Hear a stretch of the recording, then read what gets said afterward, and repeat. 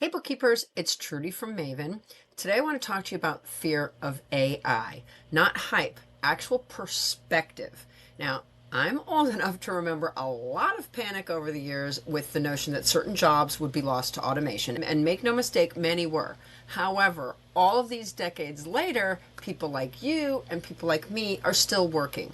Businesses still need trust, and clients still want humans when it actually matters. Back in the day, Home Depot was going to wipe out plumbers and electricians. It did not. DIY actually helped homeowners, while licensed trades kept growing because business codes, risk, and expertise matters. Clairol at-home color was going to make salons obsolete.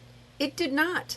People still pay for professional color, corrections, and styles, and more importantly, they pay to be pampered. The customer experience is a huge part. ATMs were going to replace bank tellers. Branches changed how they staff, but humans still handle the complex issues and business clients. Most importantly to our line of work, TurboTax was supposed to end CPAs. Yet CPAs shifted upmarket to planning, cleanup, audits, and advisory.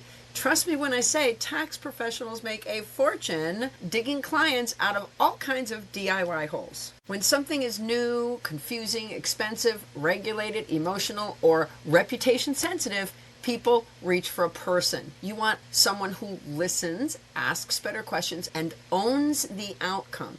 And you know what I mean if you've ever tried to fix a phone bill with AT&T. You know bots are not the comfort you need.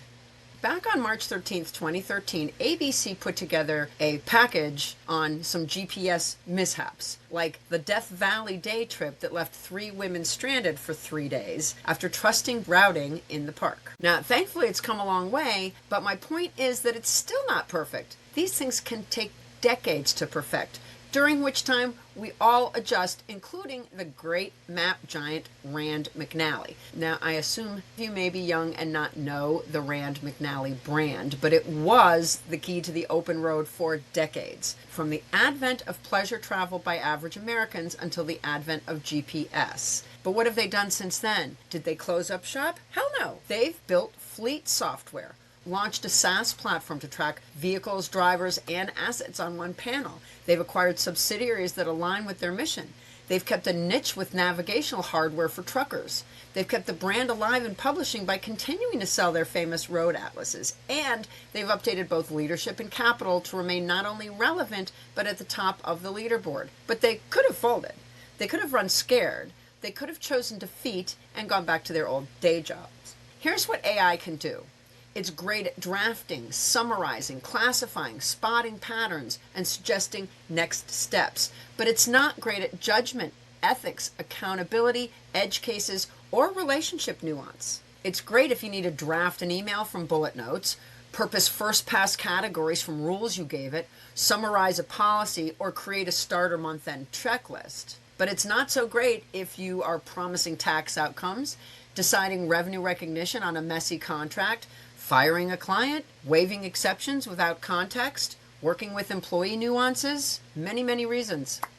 But here's why I chose this topic. I'm seeing really good bookkeepers balk because of AI headlines. They're afraid to move forward in case it's all for nothing in the end. But that's the part that makes you the entrepreneur. The girl that just took your day job, the one you just got done training, she's not an entrepreneur.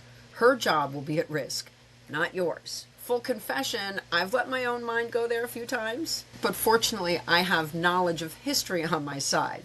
So now I treat AI like a junior assistant, confident in the knowledge that what I bring to my clients is uniquely mine and cannot be replaced by the soulless engineering marvel that is AI. Take a look at our box map here. Box 1 are human-only tasks. These are pricing strategy talks, scope setting, final compliance sign-offs, delicate client calls. In box 2, we have human-led, AI-assisted tasks. You stay in charge, AI speeds up the grunt work. An example would be drafting proposals from your template, turning minute notes into action items, prepping a client status email, suggesting tags from known vendor patterns. Box number 3 is AI-led with human review. These are low-risk, high-volume tasks. An example would be first pass expense notes from receipts, summarizing a 20-page contract for red flags, draft a chart of accounts starter from your Maven standards. You approve before you use. The fourth box is automate. True automation with guardrails. And 5, avoid anything that risks privacy, trust, or compliance, which is obviously very big in our system. For that, we're going to toot Maven's horn because we can manage all the social security numbers, all of the log information, all completely safe. Here's your action for this week. Choose one task for boxes 2 and 3. Time old way versus assisted way. Keep wins that save minutes without adding errors. And then write a 5-line SOP that shows where human review happens. Here are your 5 quality, privacy, and cover your ass checkpoints. 1, version control, original, draft, and approved. 2, privacy, only paste client data into approved confidential tools like Maven.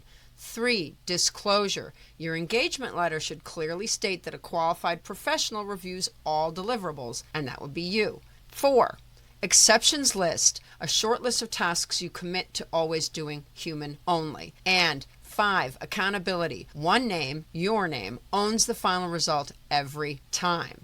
Fear shrinks when you act, and history shows that tools shift the work and that humans keep the trust. So comment down below with one task that you're going to try in human-led AI assist mode. And in the next video, we're going to walk through a starter AI kit for bookkeepers that actually saves minutes without risking trust. We'll see you there.